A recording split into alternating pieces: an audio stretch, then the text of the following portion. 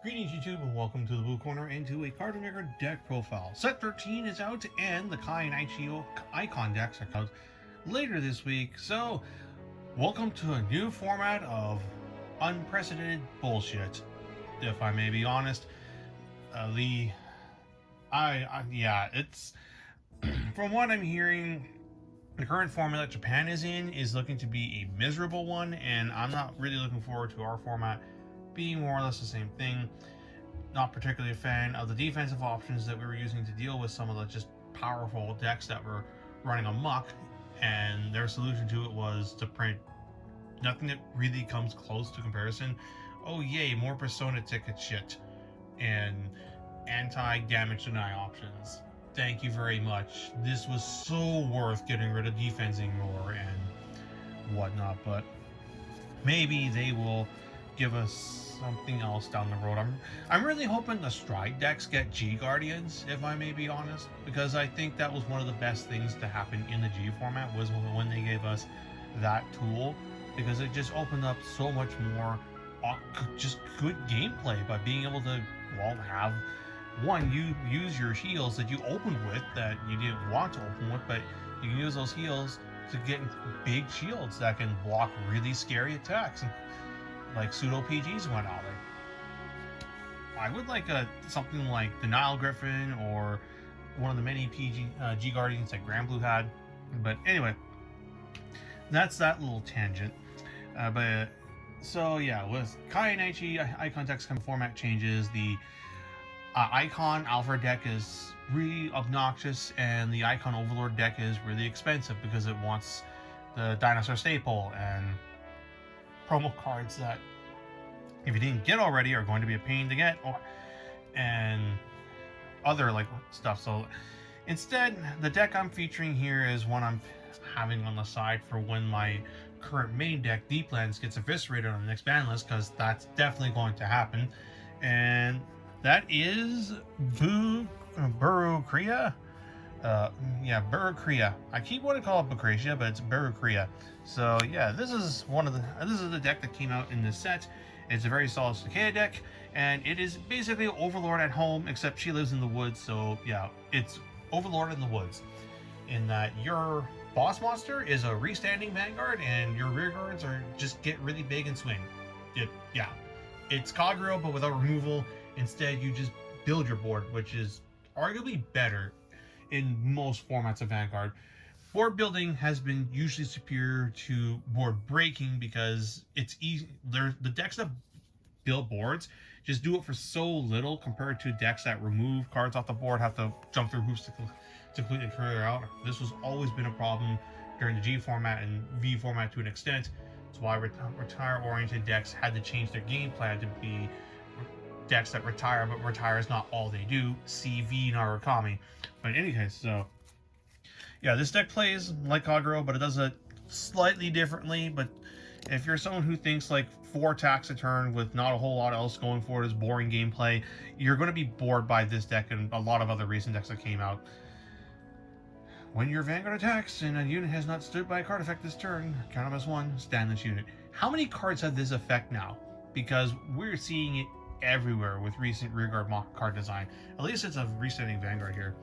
So yeah, with that being said, let's get into it. So the Pride line, do got to talk about the starter, because the starter is required for the grade 1, who says when it's rolled up over the starter, you Soul Blast 1 to search your deck for 3 different graded magic cards with a K and put them into your order zone. If you put any amount of them from your hand to the order zone, you get to draw 1 card.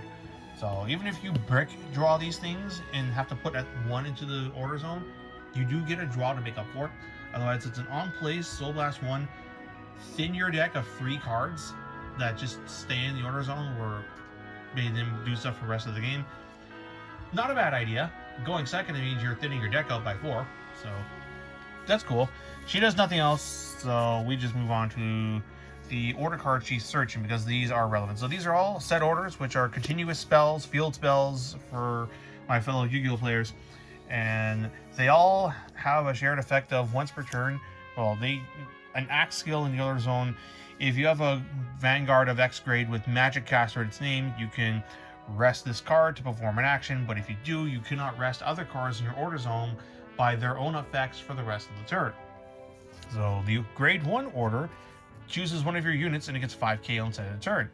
The grade 2 order has 2 skills. The first one is a once per game skill of a free draw.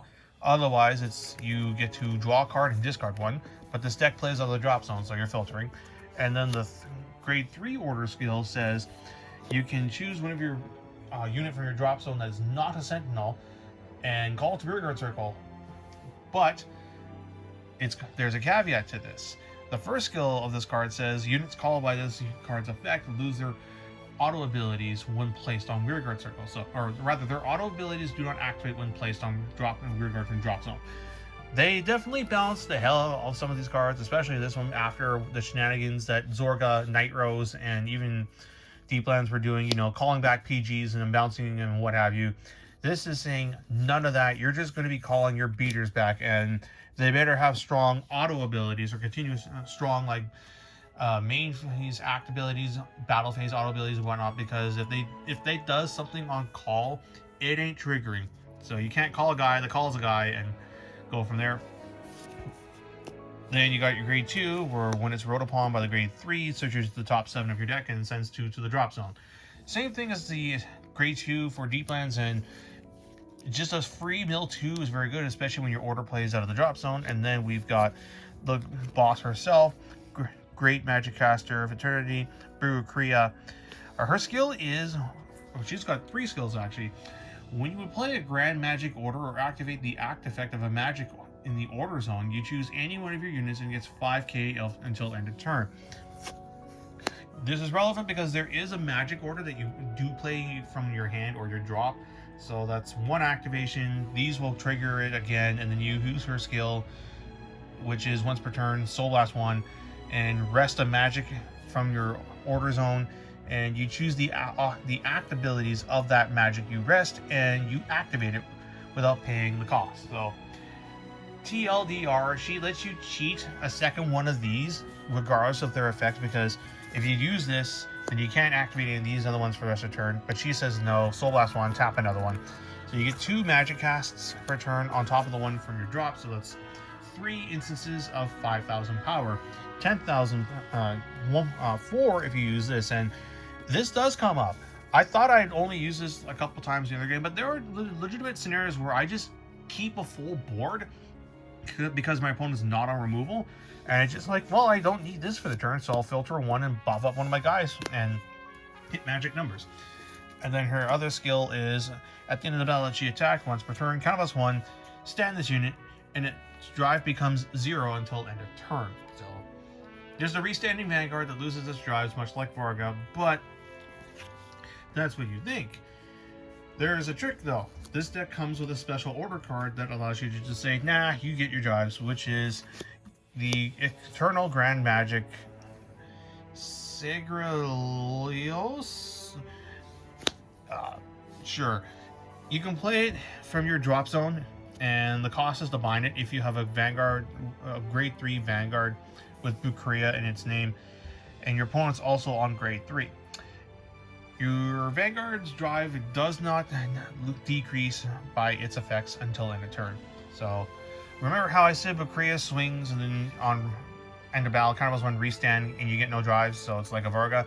Surprise, this makes it so that now you keep your drives like Varga's Divine Skill. So going once your opponent's on grade 3 and you're able to keep going, you're getting 4 drives a turn, 2 from your first attack, 2 from your second one, and in a deck that's able to filter a good amount, you're going to start flipping crit triggers and your opponent just starts getting pressured. Yeah, a restanding Vanguard that just keeps its drives. Pretty strong concept, go figure, but yeah, that's what some of the best ones have been. So then with that being said, let's move on to the rest of the engine. So 4 copies of not Berucrea, Berucrea. So this is her Mythich, and its effects, if you have a Vanguard of Berucrea in its card name, it gets the following effects. This card cannot be affected by the auto abilities of your grade 3 set order. So he will actually trigger when he placed on rearguard from drop zone by that order ability, which is when it's placed on rearguard, counter +1, and look at the top 5 cards of your deck. Choose up to one Berucrea in its card name from among them, or Grand Magic card from among them, and add it to your hand. If you whiff, you draw a card. I'm incredibly disappointed that this is just a top 5 search when the standard for these kind of fixes is a top 7 search. True, you do get a draw off of it, but those extra cards matter. I have been short of hitting the grade 3 order card from this guy quite a few times, and if I was able to get to top 7, I would have hit it. Incredibly unfortunate. The other skill is when your grade 3 or greater Vanguard attacks, he gains 5k. Given that your Vanguard's going to be attacking twice a turn, this becomes a 20k attacker before applying things like her 5k buffs to units whenever you play a magic card. Then 3 copies of Amiable Fairy. If it's placed on rearguard and you have a Berucrea Vanguard, you can look at the top 3 of cards of your deck, choose up to 1, and discard it. I'm disappointed it's only 3. Really, this could have been 5, but maybe I'm asking a little bit too much. Once per turn, when it attacks, if you have a grade 3 or greater Vanguard Berucrea in its card name, and this unit was placed on drop zone on rearguard from drop zone this turn, she gets plus 15 power. So she's a big attacker. Only once, as if you could restand this thing.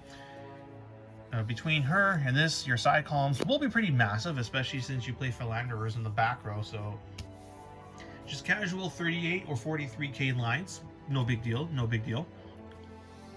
And our last in the engine cards is Treetop Bow Hunter Treetop. Little on the nose there.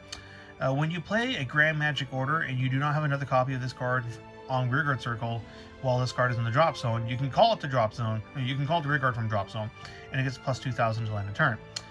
If you have a grade 3 or greater Vanguard Berucrea in its card name, she can intercept and can also intercept from the back row. And finally, when it's placed on Guardian Circle, Energy Blast 3 to get 10k power. This deck is actually fairly energy light. As far as engine goes, this is the only card that actually does so. So you will have the energy to guard with this, and that's why I'm playing extra copies of her, because it is, in a pinch, a 15k shield. And we do like having guard options in this game, even though Bushiroad seems to disagree. And that's it for your engine. So now we're going to go into non-engine that you can just fit in here. I'm playing 3 copies of the... Okay, let's try this. Aspronia and Saphira.